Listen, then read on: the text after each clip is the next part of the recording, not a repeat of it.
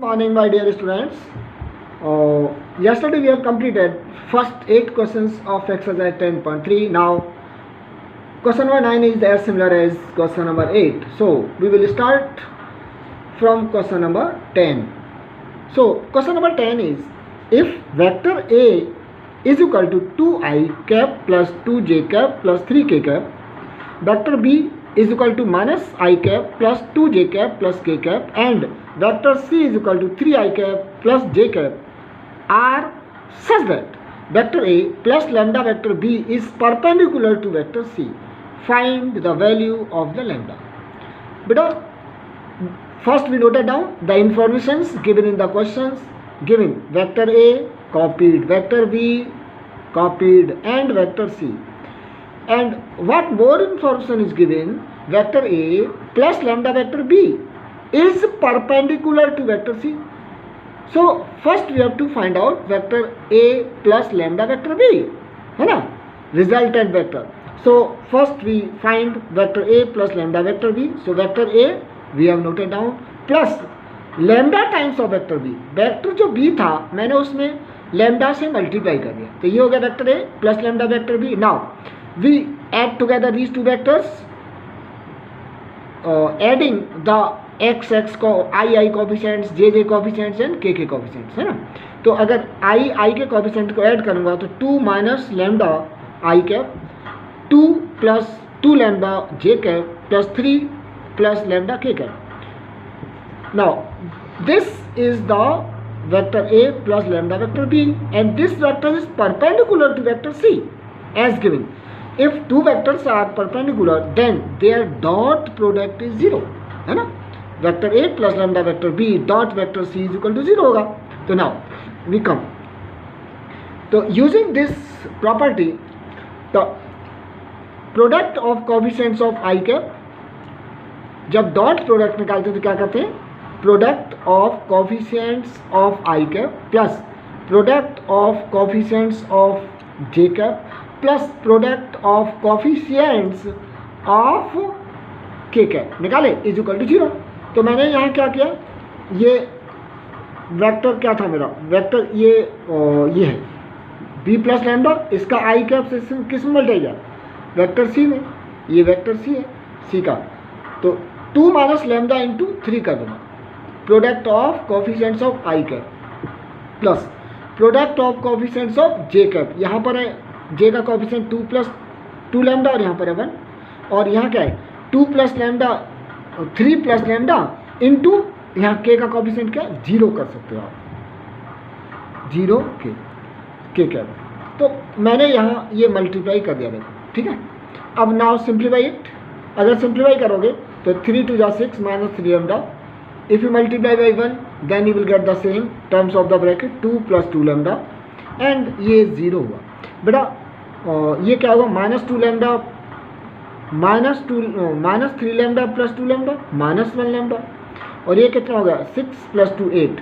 तो transpose 8 from left to right, तो ये हो गया minus 8. Dividing both sides by -1 or multiplying both sides by -1, or in general in lay language cancelling minus sign from both side. तो lambda is equal to 8, है ना. तो required value of lambda कितनी होगी, 8 होगी. क्वेश्चन नंबर 11 है, देखो आप क्या देखो बेटा 11 में, so that magnitude of vector A into vector B plus magnitude of vector B into vector A is perpendicular to. देखो इस केस में पहले वाले में परपेंडिकुलर है और ये भी परपेंडिकुलर है ना. आपको इसमें शो करना है, इसमें परपेंडिकुलर था तो मैंने डॉट प्रोडक्ट को 0 के बराबर दिखाया था, ठीक है ना. हमने डॉट प्रोडक्ट को क्या दिखाया था, 0, है ना. और यहाँ देखो लिखे है ना डॉट प्रोडक्ट. अब यहाँ मुझे ये बताना है, शो करना है कि परपेंडिकुलर है. तो परपेंडिकुलर है तो हम क्या करेंगे, इन दोनों वेक्टर्स का, एक ये वेक्टर है दूसरा वेक्टर ये है, इन दोनों का क्या निकालूंगा, डॉट प्रोडक्ट निकालूंगा. और डॉट प्रोडक्ट अगर इन 0 आ गया तो आप कह सकते हो कि वेक्टर परपेंडिकुलर है. चलो तो हमने क्या किया, ये इसको फर्स्ट वाले को वेक्टर सी मान लिया. Vector C is equal to magnitude of vector A vector B plus magnitude of vector B vector A is equal to, इस मैग्नीट्यूड वेक्टर को शॉर्ट में समझने के लिए इसको मैग्नीट्यूड वेक्टर को मैंने स्मॉल l से रिप्रेजेंट कर दिया, मैग्नीट्यूड वेक्टर b को स्मॉल m से रिप्रेजेंट कर दिया। तो ये क्या हो गया l वेक्टर m, क्योंकि ये मैग्नीट्यूड है, स्केलर क्वांटिटी है, real number, positive real number है, तो हमने इसको l से कर दिया, इसको m से कर दिया। तो ये बन गया l vector a plus m vector a। अब आप देखो वेयर लिख भी दिए, where l is equal to magnitude of vector a and m is equal to magnitude of vector b। अब ये दूसरा वाला जो है इसको मैंने d वेक्टर d कंसीडर किया, तो vector d is equal to magnitude of vector a into vector b minus magnitude of vector b into magnitude of vector sorry vector a। तो फिर मैंने वही डाल दिया, this is small l into vector b minus m into vector a। अब हमें क्या कर देना, c और d को पर, ये vector this one is vector c and this one is, तो c और d को क्या दिखाना परपेंडिकुलर।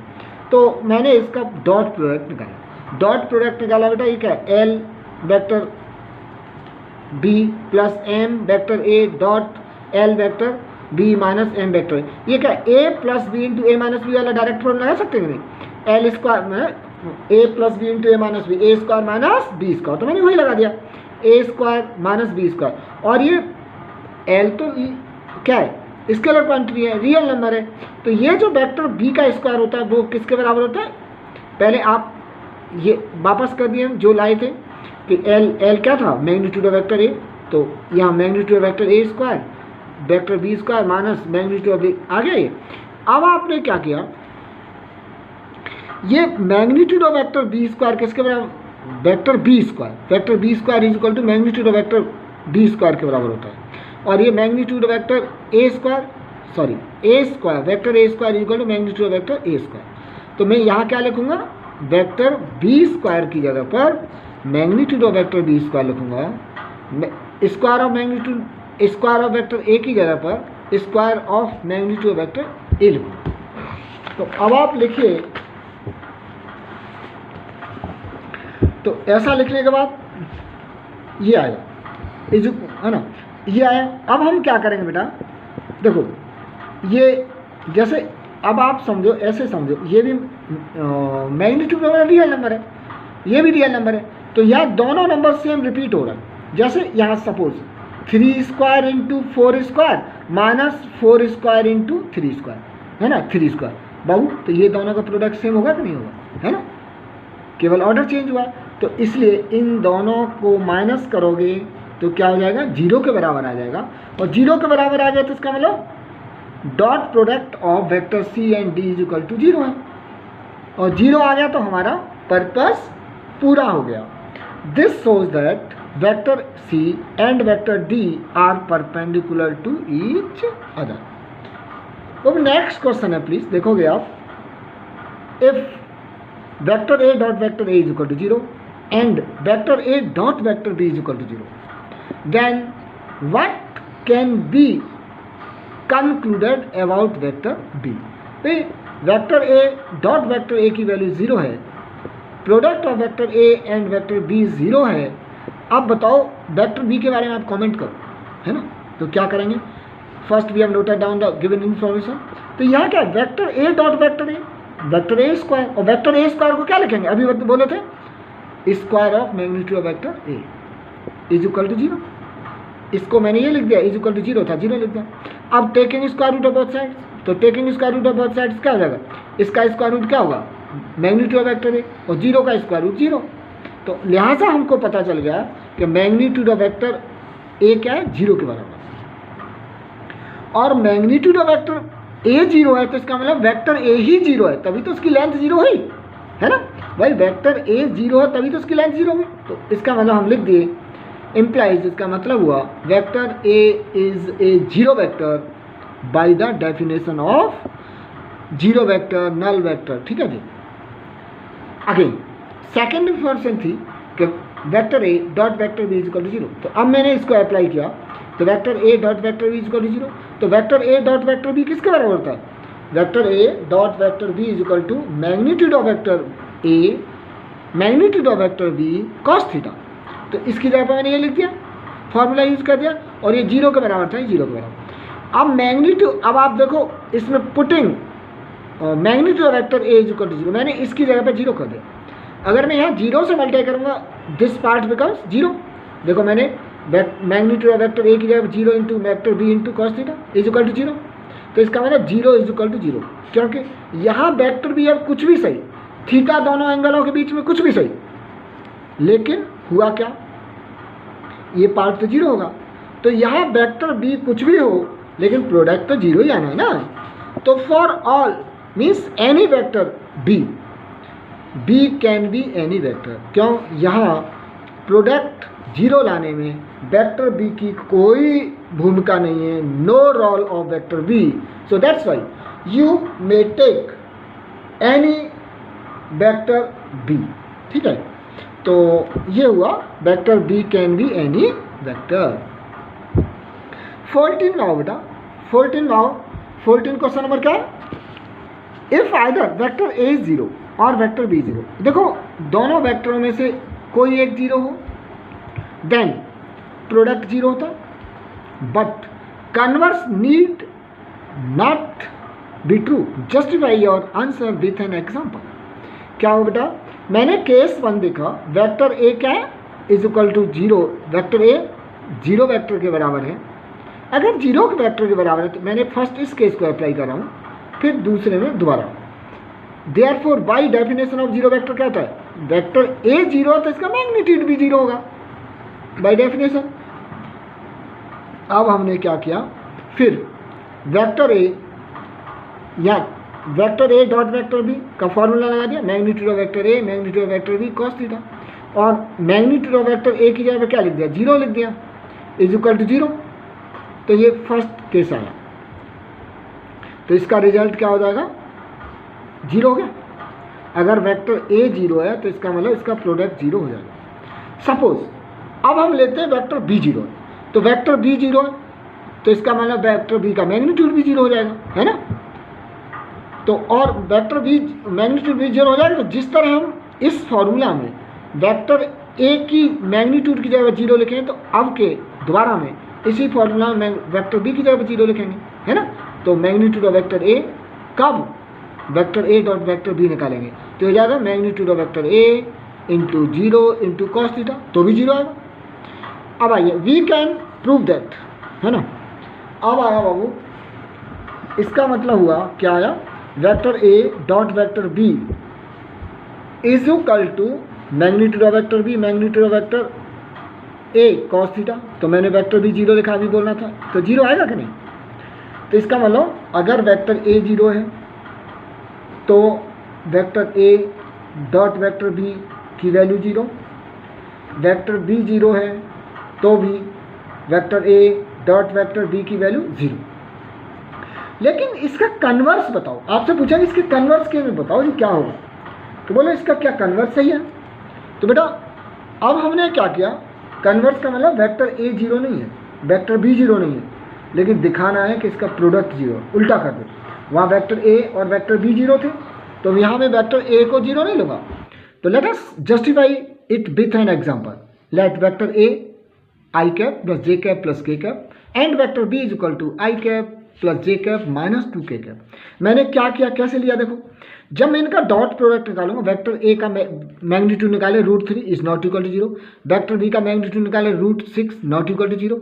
तो वेक्टर ए 0 नहीं है, वेक्टर बी 0 नहीं है, लेकिन इसका डॉट प्रोडक्ट 0 कैसे, जब vector A dot vector B किसके बराबर हो जाएगा बाबू, क्या करते हैं, आई, आप देखो आई और आई के कोफिशिएंट्स का प्रोडक्ट निकाल दो, 1 इंटू 1 1 हो गया, plus product of coefficients of j का निकाल दिया 1 इंटू 1 प्लस 1, और coefficients of product of coefficients of k, तो ये क्या 1 इंटू -2, तो ये -2 हो जाएगा। तो ये 1 इंटू 1 1, 1 इंटू 1 1, और ये -1 इंटू 2 -2। हुआ क्या, ध्यान देंगे, जानबूझ के ऐसा लिया गया था। देखो इन दोनों का मल्टीप्लाई करूँ, इसका और इसका 1 आ रहा है, इसका 1 का आ रहा है, दोनों को जोड़ दिया +1 आ रहा है। तो यहाँ मैंने जानबूझ के यहाँ +1 इंटू -2 कर दिया, ताकि जो दोनों का सम इन प्रोडक्ट ऑफ कोफिशिएंट्स ऑफ के बराबर हो जाए। अगर सपोज तो यहाँ 0 हो गया, तो इसका मतलब क्या है, so here vector A dot vector B is 0, but vector A neither vector A is zero nor vector B is zero. तो इसका कन्वर्स सही नहीं है। अगर आप और एग्जांपल देना चाहो, जैसे सपोज किसी बच्चे ने यहाँ 2 कर दिया, तो यहाँ क्या था 1 इंटू 1 1 और यहाँ 2 इंटू 1 2, तो 1 2 3 हो गया। तो यहाँ -3 कर देना, तो 1 इंटू -3 कर दोगे तो 3 प्लस का 3 माइनस का 0 हो जाएगा, तो डॉट प्रोडक्ट 0 हो जाएगा। ठीक है, यहाँ क्वेश्चन नंबर है बेटा 15 देखो। If the vertices A B C of a triangle A B C are, ये वर्टेक्स ए है, coordinates of vertex A, coordinates of vertex B, coordinates of vertex C respectively, then find angle A B C. तो ये मैं figure दिखा रहा हूँ, यहाँ मैंने वर्टेक्स ए के कोऑर्डिनेट्स, वर्टेक्स बी के कोऑर्डिनेट्स, वर्टेक्स सी के कोऑर्डिनेट्स, मुझे बताना है एंगल ए बी सी। तो angle A B C is formed by 2 vectors, vector B A and vector B C. तो मैंने क्या किया, पहले वेक्टर बी ए निकालूं देन वेक्टर बी सी निकालूं। तो वेक्टर बी ए जो निकालूंगा तो क्या करूंगा, vector B A equal to, देखो ये इनिशियल पॉइंट माना जाएगा, ये टर्मिनल पॉइंट। तो इस टर्मिनल पॉइंट्स के कोऑर्डिनेट्स में से इनिशियल पॉइंट्स के कोऑर्डिनेट्स माइनस करते हैं, जैसे x2 माइनस x1। यहाँ देखो ये बी ए है, तो ये ए का माना जाएगा, पहले वाला इनिशियल के कोऑर्डिनेट्स क्या मानेंगे x1 y1 z1 और ए के मानेंगे x2 y2 z2। तो ये x2 y2 z2 हो गया। तो x2 माइनस x1 y2, उसमें i लगा दो, y2 minus y1 j cap लगा दो, z2 माइनस z1 में k कैप लगा दो। तो ये क्या बन जाता है, जो आप निकालते हो ना position vector of point B minus position vector of point A minus position vector of point B लगाते हैं, है ना। तो वही है, ये शॉर्ट में हो गया कि x2 minus x1 i cap plus y2 minus y1 j cap plus z2 minus z1 k cap, और ये आ गया। ठीक इसी तरह वेक्टर बी सी निकालेंगे, तो बी इनिशियल पॉइंट है, ये फाइनल पॉइंट है। तो फाइनल पॉइंट्स वालों को क्या माने, x, इसके कोऑर्डिनेट्स क्या माने x2 y2 z2, और इसके कोऑर्डिनेट्स क्या मानेंगे इनिशियल वालों को x1 y1 z1, और उसमें x2 minus x1 i cap plus y2 minus y1 j cap plus z2 minus z1 k cap निकाल दो, तो वो हो जाएगा वेक्टर बी सी। ठीक है, अब हम क्या करेंगे भाई, आपको 2 वेक्टर पता है, तो इसके मुझे क्या करना है, इसका एंगल निकालना है 2 वेक्टर के बीच का। तो मैं क्या करूँगा, इसका मैग्नीट्यूड निकालिएगा, इस वेक्टर का, वेक्टर बी सी का मैग्नीट्यूड, वेक्टर बी ए का मैग्नीट्यूड, इसके बाद इनका डॉट प्रोडक्ट निकालेंगे। ठीक है, और इनके डॉट प्रोडक्ट को इसके मैग्नीट्यूड से डिवाइड कर देंगे, तो क्या आ जाएगा, cos theta is equal to vector B A dot vector B C divided by magnitude of vector B A into magnitude of vector B C. इतना कर देना, कॉस थीटा आ जाएगा। तो then theta is equal to cos inverse, कर सकते हो आप। अब आया 16 का क्वेश्चन नंबर 16 है, so that points A B C are collinear. भाई कॉलिनियर में क्या करना है, देखो आपने ए बी निकाले, कॉलिनियर की पैरेलल है, कॉलिनियर का मतलब पैरेलल। तो मैंने ये ए के कोऑर्डिनेट्स पता था बी का, तो अभी जैसे वेक्टर ए भी निकालूंगा, तो मैंने क्या किया, वेक्टर बी के कोऑर्डिनेट्स में से वेक्टर ए के कोऑर्डिनेट्स को, मतलब x2 minus x1 y2 minus y1 z2 minus z1। तो ये क्या, ये हो गया x, ये क्या हो गया x1 y1 z1, और ये x2 y2 z2 क्या बताए थे, ये जो इनिशियल वाले पॉइंट्स के कोऑर्डिनेट्स को x1 y1 z1 और फाइनल वाले पॉइंट्स के कोऑर्डिनेट्स को x2 y2 z2। तो x2 माइनस x1 मतलब 2 minus 1 i cap plus 6 minus 2 j cap plus 3 minus 7 k cap. तो बेटा सॉल्व करोगे तो i cap plus j cap plus k cap आएगा। वाह वेरी गुड। तो वेक्टर ए भी निकाले। अब फिर मैंने वेक्टर ए सी निकाला, तो ए सी बी सी से निकालूंगा। ये ए है और ये सी है, तो ए सी, ए इनिशियल पॉइंट और सी क्या माना जाएगा, टर्मिनल पॉइंट। तो इसके टर्मिनल पॉइंट्स के कोऑर्डिनेट्स को x2 y2 z2 और इनिशियल पॉइंट्स के कोऑर्डिनेट x1 y1 z1। तो x2 minus x1 i cap plus y2 minus y1 z cap plus y2 minus y1 j cap plus z2 minus z1 k cap. तो ये मेरा vector A सी आ जाएगा। हमने क्या किया, ये जो वेक्टर ए सी आया मैंने इसमें से 2 कॉमन लिया। 2 कॉमन लेने के बाद मुझे ये क्या मिल रहा है, that is equal to vector A B. ये तो वेक्टर ए बी आ गया। तो इसका मतलब क्या हो गया, vector A C is twice of vector A B. Vector A C की मतलब जो वेक्टर ए सी लाया गया है वो 2 से मल्टीप्लाई करके लाया गया वेक्टर ए बी। बहुत अच्छी बात है। अब आप देखो जब ये दोनों वेक्टर एक वेक्टर दूसरे वेक्टर में मल्टीप्लाई करने से लाया गया तो इसका मतलब ये कॉलिनियर तो 100% है, कोई डाउट?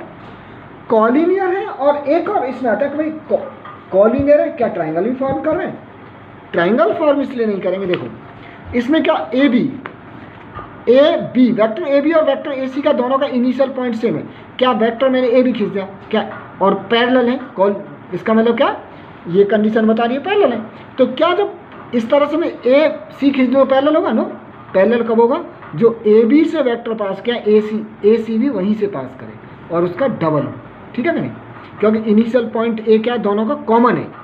जब कॉमन होगा तो वेक्टर ए बी और vector A C vector A B से ही पास करेगा, ठीक है ना?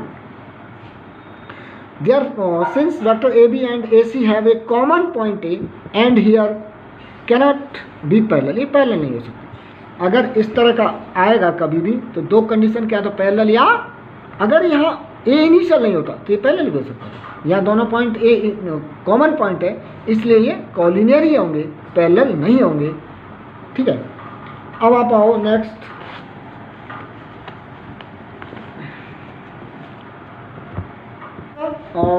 from question number 10 to 16 we have covered today, and you will try to attempt the remaining questions if possible, otherwise we will explain tomorrow the remaining questions of exercise 10.2. okay.